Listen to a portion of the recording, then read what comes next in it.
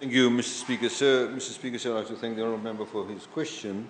Speaker, sir, currently the Fijian government is distributing rations in the following areas: Lami, Suvarnasori, Nasinu areas, Naitasiri and Tailevu, Navu and Serua, Singatoka, Nandi, Lotoka. I'm talking about the larger Nandi, Lotoka, Singatoka areas, Ba areas, Tavua and Ra.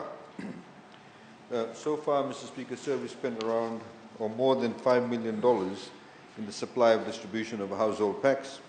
This, of course, is in addition to the $350 million already spent by government on COVID-related expenditures to assist Fijians.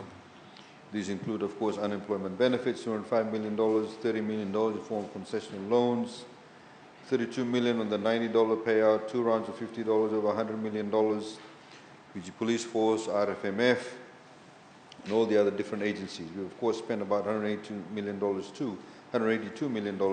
through the FNPF scheme. Mr. Speaker, sir, in the 2021-2022 financial year, $12 million is allocated for the supply and distribution of household packs program.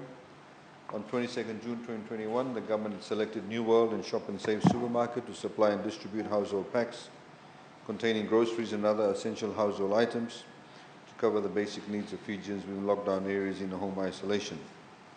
Mr. Speaker, sir, the selection, of course, was done through a rigid process of assessment.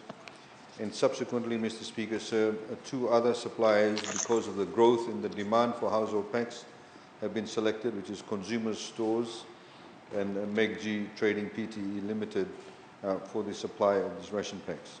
Mr. Speaker, sir, thank you. Thank you, Honourable.